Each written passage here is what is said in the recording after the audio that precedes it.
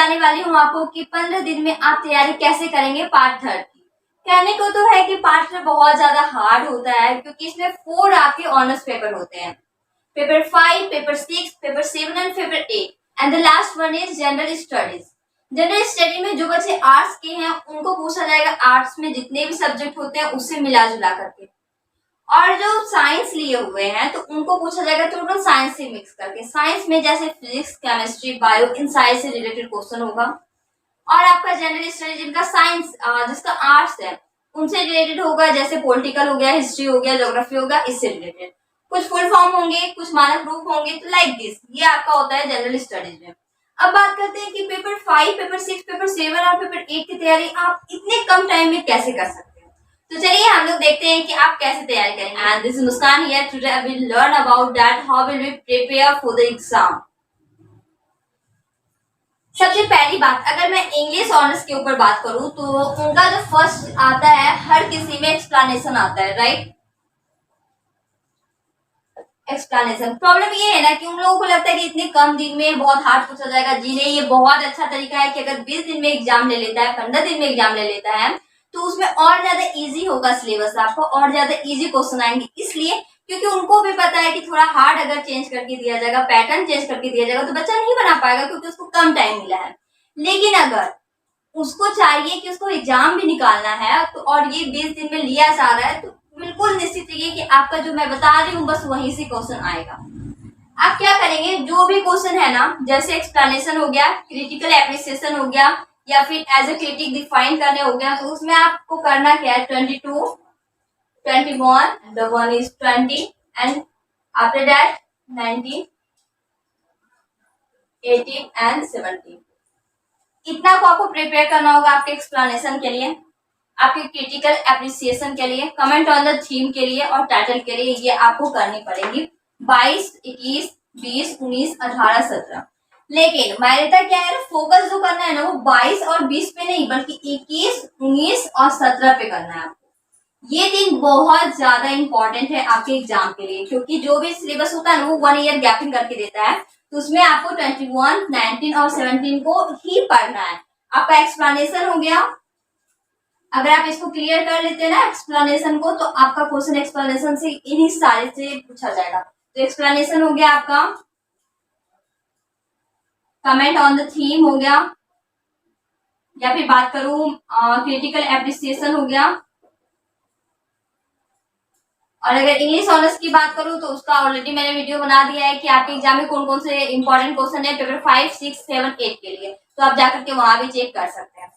ये हो गया आपका ये। अब बात है कि ऑब्जेक्टिव कैसे प्रिपेयर करें, क्योंकि ऑब्जेक्टिव तो हर बार कुछ ना कुछ चेंज करके देता है, पर इस बार नहीं देगा। इसलिए नहीं देगा क्योंकि आपको टाइम कम मिला है। तो अब आप क्या करेंगे ना, पिछले 2015 से जो 2022 तक जितने भी ऑब्जेक्टिव पूछे गए हैं ना उन सारे को प्रिपेयर कर दीजिए। 2015 से 2022 एक भी मिस नहीं होना चाहिए, सारे का सारा आपको रिमेम्बर होना चाहिए। हाँ, ये इसके द्वारा लिखा गया, ये यहाँ से बिलोंग करते हैं, like this all of that. आपको 2015 से 2022 अगर आप ऑब्जेक्टिव क्लियर कर लेते हैं तो आई गारंटी दैट आपका 8 तो निश्चित आएगा, 9 भी आ सकता है, हो सके तो 10 में 10 भी आ सकते हैं क्योंकि इजी ही क्वेश्चन पूछा जाएगा। तो बेस्ट रहेगा आपको इस मौका और इस अपॉर्चुनिटी का फायदा उठाने का कि आपका जो एग्जाम जाएगा वो बहुत इजी जाएगा और यहीं से क्वेश्चन पूछा जाएगा। फर्क इतना है कि आपको क्या प्रिपेयर करना है कि प्रीवियस ईयर सारा क्लियर कर लीजिए, वहां से ही सारा क्वेश्चन आएगा। अगर मैं बात करूँ किसी दूसरे ऑनर्स की, तो दूसरे ऑनर्स में भी सेम रूल फॉलो होता है, उसको भी ऑब्जेक्टिव के लिए 2015 से 2022 तक प्रिपेयर करना होगा।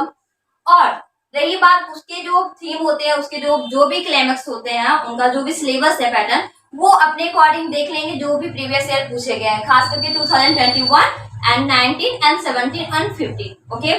और रही बात कुछ स्टोरी है, कुछ ऐसे है, कुछ पोएम है, उसको कैसे करने के लिए, तो उसको हम नॉर्मल है जैसे इंग्लिश ऑनर्स में a passage to India, Candida, ये सारा चीज ना यूट्यूब पे अवेलेबल है कि कैंडिडा का क्या लाइफ स्टाइल है, कैंडिडा में क्या बताया गया है, तो वो सारा आप एक बार पढ़ लीजिए, फिर जा करके लिख लीजिएगा। मायनर क्या लगता है ना।